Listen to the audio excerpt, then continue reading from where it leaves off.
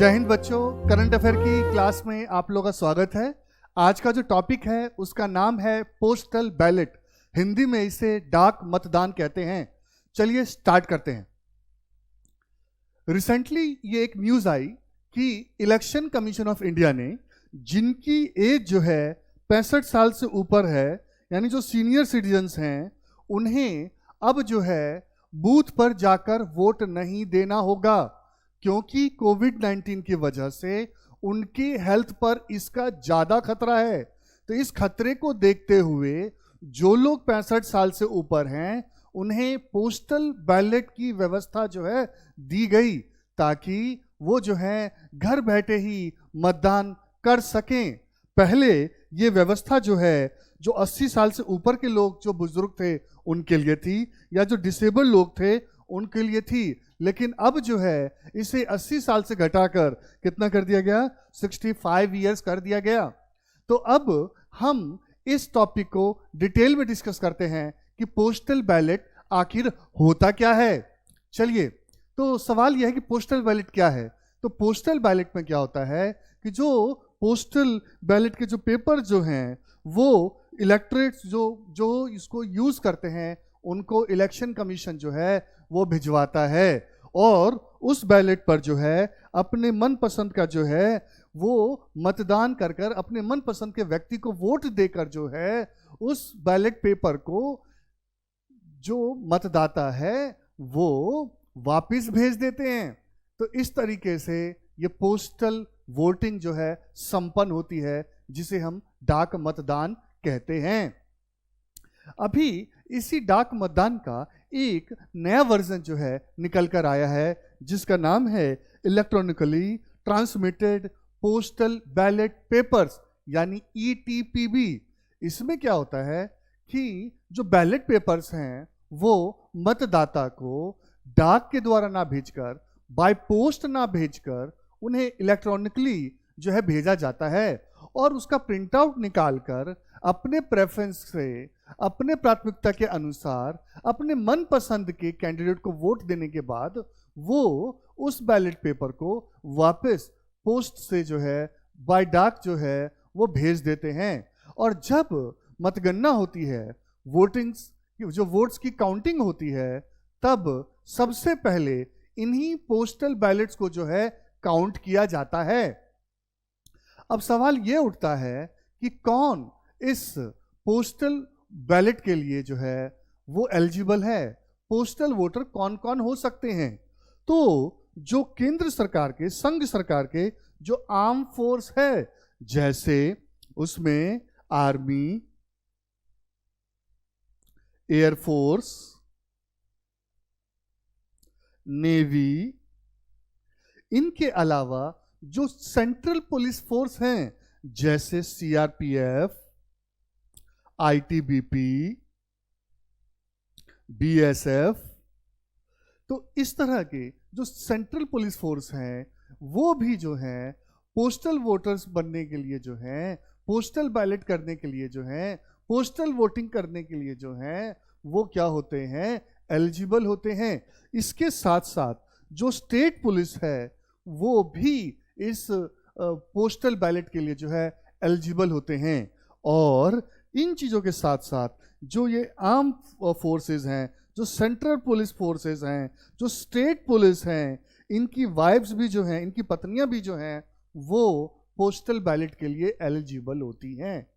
इनके साथ साथ जो भारत सरकार के लिए कर्मचारी विदेशों में काम कर रहे हैं वो भी पोस्टल बैलेट के लिए एलिजिबल होते हैं, वो जो हैं इसके लिए जो है पात्र होते हैं। अब सवाल ये उठता है, क्या यही होता है या इसके अलावा भी होते हैं। तो इसके अलावा जिन लोगों को प्रिवेंटिव डिटेंशन के अंदर जो है नजरबंद किया गया है, जब पुलिस को लगता है कि कोई व्यक्ति कानून व्यवस्था के लिए, लॉ एंड ऑर्डर के लिए खतरा साबित हो सकता है, तो उसको जो है एडवांस में ही जो है डिटेंट कर दिया जाता है, नजरबंद कर दिया जाता है। लेकिन उनके वोटिंग राइट को डिटेंट नहीं किया जाता। वो जो है पोस्टल बैलेट के थ्रू अपने डेमोक्रेटिक राइट को जो है एक्सरसाइज कर सकते हैं। इसके अलावा जो दिव्यांग लोग हैं, जो डिसेबल्ड पीपल हैं, जो डिफरेंटली एबल्ड पीपल हैं, वो भी पोस्टल बैलेट के लिए एलिजिबल होते हैं। इसके अलावा जो मैंने आपको बताया था, जो न्यूज़ आई थी कि पहले 80 ईयर्स से ज़्यादा लोग जो हैं पोस्टल बैलेट के लिए एलिजिबल थे, लेकिन अब जो न्यूज़ आई है उसमें 80 ईयर्स को घटाकर कितना कर दिया गया है, 65 ईयर्स कर दिया गया है। ठीक है, चलिए बच्चों अब हम और आगे बढ़ें। अब सवाल ये उठता है कि और कौन से ऐसे लोग हैं जो पोस्टल बैलेट के लिए एलिजिबल नहीं है, क्योंकि अभी तक तो हमने ये पढ़ा था कि पोस्टल बैलेट के लिए कौन एलिजिबल है, लेकिन अब सवाल ये उठता है कि कौन एलिजिबल नहीं है, कौन पात्र नहीं है।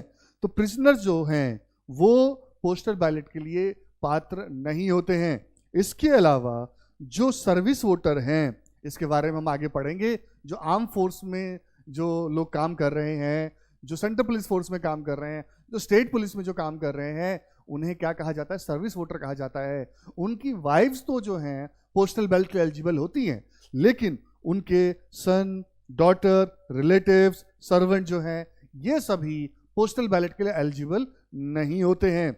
इसके अलावा जो service voter, female service voter हैं, जैसे जो आर्म फोर्स में जो फीमेल्स काम कर रही हैं, उनके हस्बैंड जो हैं वो पोस्टल बैलेट के लिए अभी तक एलिजिबल नहीं हुए हैं।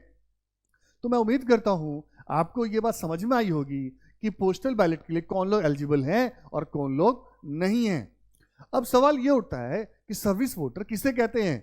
तो मैंने आपको पहले ही बताया था कि जो लोग सेंट्रल गवर्नमेंट के लिए काम करते हैं, चाहे आर्म फोर्स के रूप में, ठीक है, चाहे जो है वो सेंट्रल पुलिस फोर्स के रूप में, चाहे वो स्टेट पुलिस फोर्स के रूप में, चाहे वो एम्प्लॉय जो सेंट्रल गवर्नमेंट के लिए बाहर काम कर रहे हैं, विदेशों में काम कर रहे हैं, वो सभी जो हैं अगर 18 साल से ऊपर के हैं तो वो सभी सर्विस वोटर्स बनने के लिए जो है एलिजिबल होते हैं, और उन्हें क्या कहा जाता है, सर्विस वोटर यानी कि सेवा मतदाता कहा जाता है।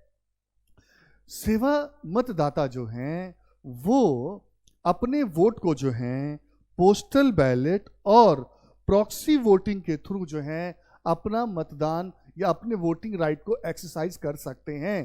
पोस्टल बैलेट जो है क्या है वो तो मैं पहले बता चुका हूं, और जो सर्विस वोटर जो हैं प्रॉक्सी यानी प्रतिनिधि के द्वारा जो अपना वोट डालते हैं या डलवाते हैं, उन्हें क्लासिफाइड सर्विस वोटर यानी कि वर्गीकृत सेवा मतदाता कहा जाता है।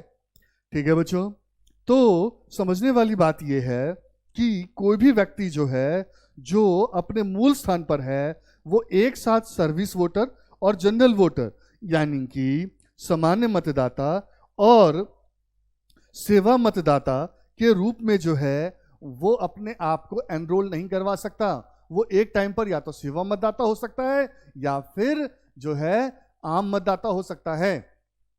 अब सवाल ये है कि प्रॉक्सी वोटर किसे कहते हैं। मैं जैसे कि पहले बता चुका हूं कि जो लोग जो हैं आर्म फोर्स में काम करते हैं वो लोग जो हैं क्या करते हैं कि अपनी वोटिंग अगर वो पोस्टल बैलेट से नहीं देना चाहते हैं तो वो एक प्रतिनिधि को जो है अपॉइंट करते हैं, और वो प्रतिनिधि जो है वो उनके बिहाफ पर वोट डालता है, वो रिप्रेजेंटेटिव जो है उनके बिहाफ पे वोट डालता है। लेकिन दो बातें जरूरी है, एक कि वो जो प्रतिनिधि जो है खुद भी उसी सेम कॉन्स्टिट्यूएंसी में, सेम जो है निर्वाचन क्षेत्र में जो है एज अ वोटर रजिस्टर्ड होना चाहिए।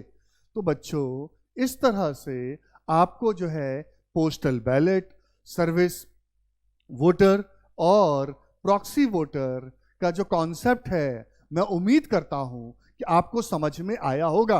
इस वीडियो को जो है आपने अपना समय दिया, इसके लिए आप लोग का बहुत बहुत धन्यवाद। प्यारे बच्चों, आपसे एक रिक्वेस्ट है कि आप हमारे YouTube चैनल को जो है ज़्यादा से ज़्यादा सब्सक्राइब करें, उसको लाइक करें, उस पर कमेंट करें और अपने फ्रेंड्स और रिलेटिव्स के साथ जो है इसे शेयर करें। Thank you very much. God bless you.